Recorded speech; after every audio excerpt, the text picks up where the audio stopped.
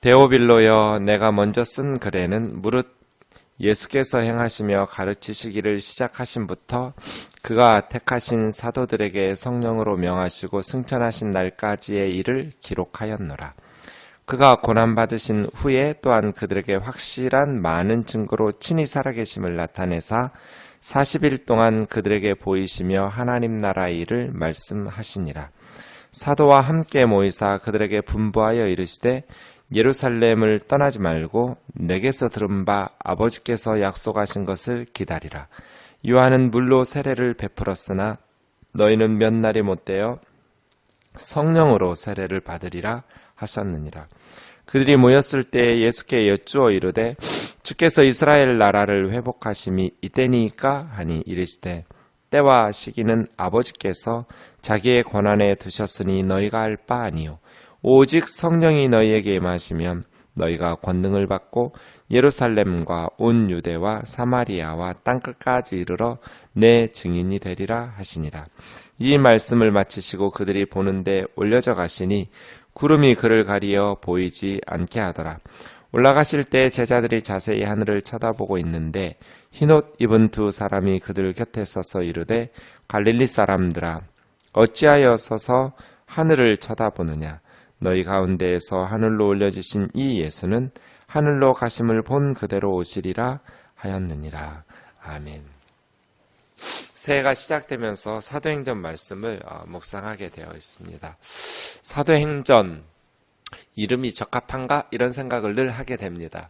왜냐하면 사도행전의 내용이 사도들만의 이야기가 아니라 모든 그리스도인들 초대교회의 성도들의 사역이기 때문에 그렇습니다. 사도행전보다는 그 일을 주도해 가시는 성령님의 행전 같아요. 그래서 성령 행전은 어떤가 이런 제안들을 늘 많이 하곤 합니다. 어쨌든 1절에 있는 것처럼 내가 먼저 쓴 글에는 물은 예수께서 행하시며 가르치시기를 시작하신부터 그가 택하신 사도들에게 성령으로 명하시고 승천하신 날까지의 일을 기록하였노라. 데오빌로가 누구인지 정확히 알 수는 없습니다. 정말 실존 인물인지 아니면 상상으로 데오빌로라는 사람을 이렇게 써놓고 문학적으로 썼는지 여러 가지 추측들을 하지만 실제로 계셨던 어떤 고위직에 있었던 크리스찬이었던 것으로 보입니다. 정확히 어떤 인물이었는지 지금으로서는 알 수가 없습니다. 그래서 이 1절, 2절에 있는 것처럼 앞부분이 하나 있었어요. 그 뭐냐면 누가복음이에요. 그래서 사도행전의 전편은 누가복음이고요. 누가복음에 이어지는 내용이 사도행전이어서 성경학자들은 둘을 붙여서 누가행전 이렇게 부릅니다. 1, 2절에 먼저 쓴 글 누가복음에는 예수님께서 사역을 시작하시는 것부터 그런데 예수님의 공생의 사역을 한 단어로 말하죠. 가르치신 것. 예수님의 행하심, 공생의 가르치심. 그래서예요. 사도행전에 보시면 예수님의 제자들도 끊임없이 말씀을 가르치고 전하는 모습을 볼 수 있습니다.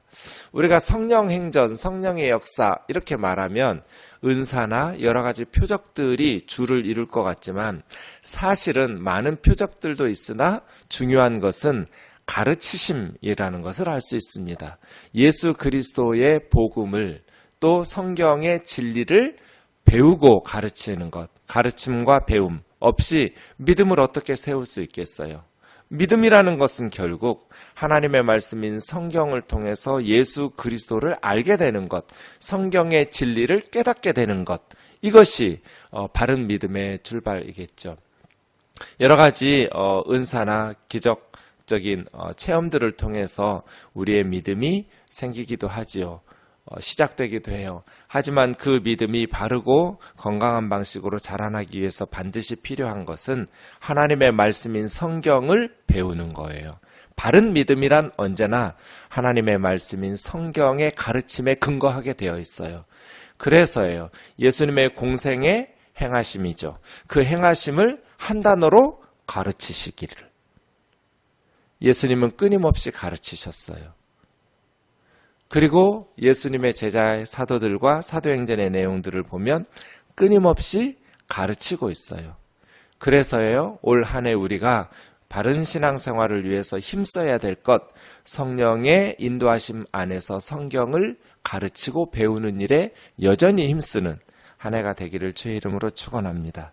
가르치시기죠. 택하신 사도들에게 성령으로 명하시고 무엇을 명하셨어요? 천하 만민에게 복음을 전파하라고 명령하셨어요. 이제 이 복음을 전하라고. 예수님께서 공생의 사역에 남겨놓은 것이 택하신 사도들이죠. 돈을 남기지도 않으셨어요. 어떤 정치적 세력을 남기지도 않으셨어요. 좋은 건물 하나 남기지도 않으셨어요.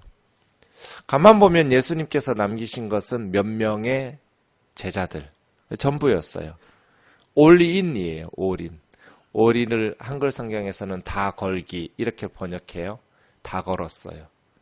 예수님은 제자들 몇 명에게 모든 것을 다 걸고 승천하셨어요. 여전히 지금도 교회의 무기는 사도들, 제자들인 것 같아요. 예수 그리스도의 말씀으로 변화된 사람들. 그 사람들로 교회는 세상과 싸워 이겨야 되는 거예요. 물질로 싸우거나 권력으로 싸우는 것이 아니라 어떤 건물을 남기고 가거나 물질이나 권력을 남기고 가는 것이 아니라 예수님의 제자다운 제자들을 남겨놓고 가는 것이죠. 예수님의 사역처럼 말이에요. 그래서예요. 택하신 사도들에게 성령으로 명하시고 승천하신 날까지의 일, 누가복음이에요. 그 다음이요. 고난받으신 후 확실한 많은 증거로 친히 살아계심을 40일 동안 보이시며 하나님 나라의 일을 말씀하시니라.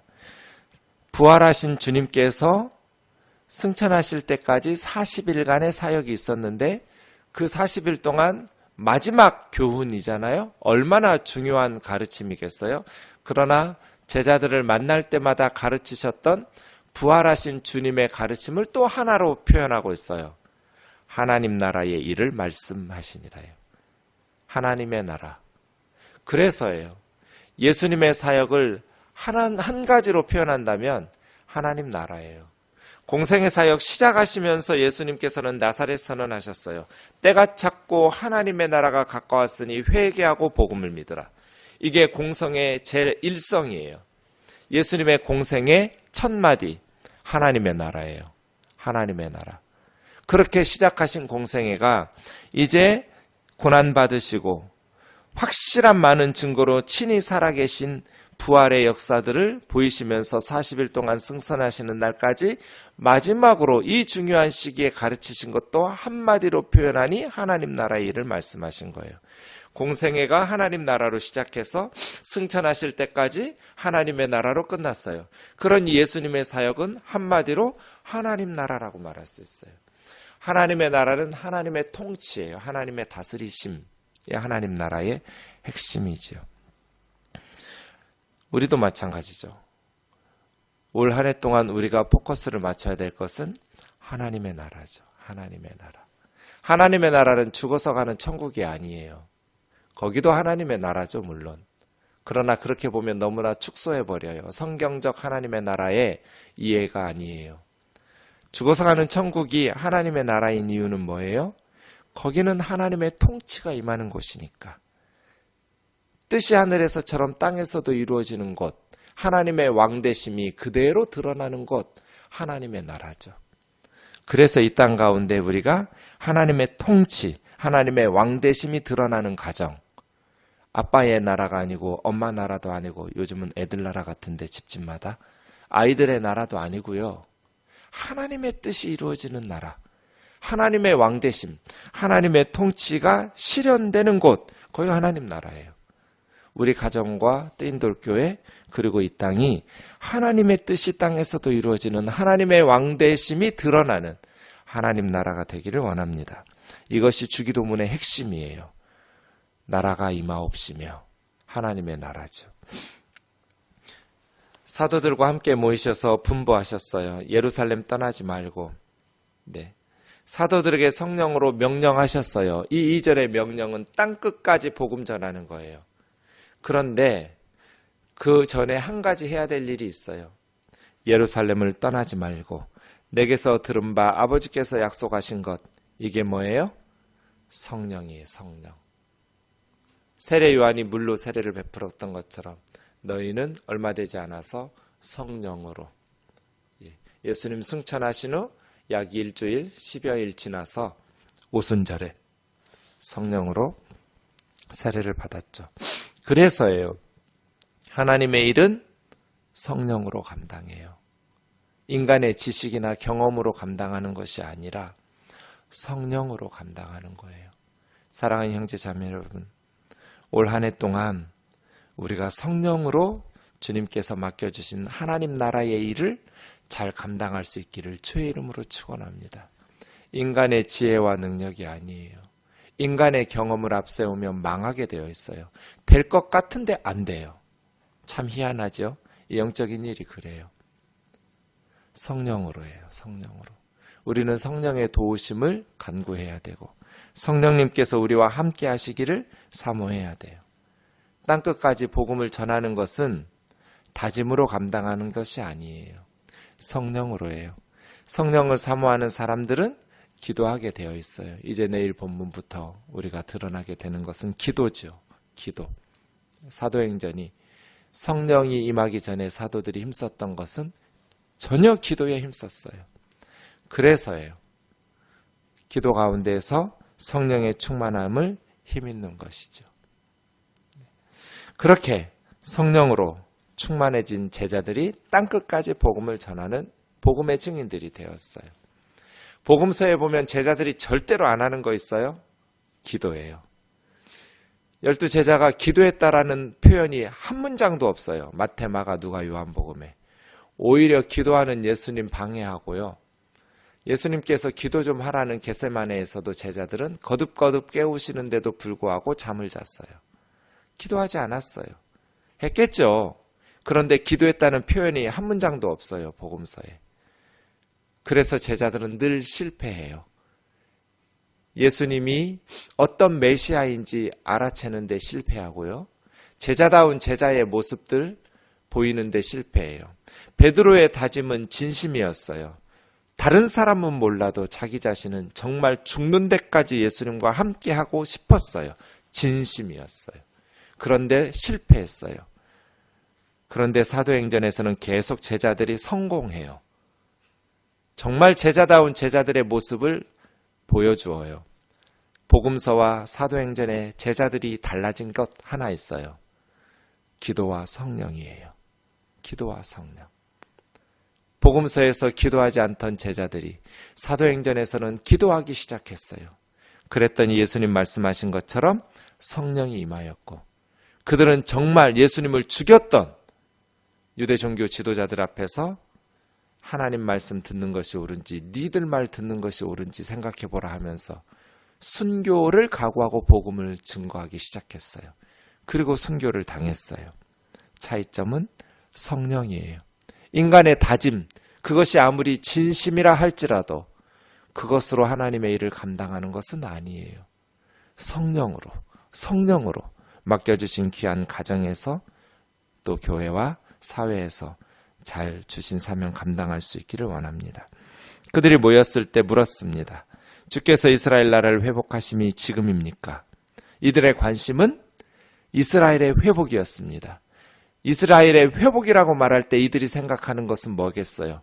로마로부터의 정치적인 해방, 경제적인 풍요, 사회적인 공의와 평화 이런 것들이었을 겁니다. 주님, 지금이 이스라엘이 회복할 때입니까? 이 질문을 누가 물었는지는 모르겠습니다.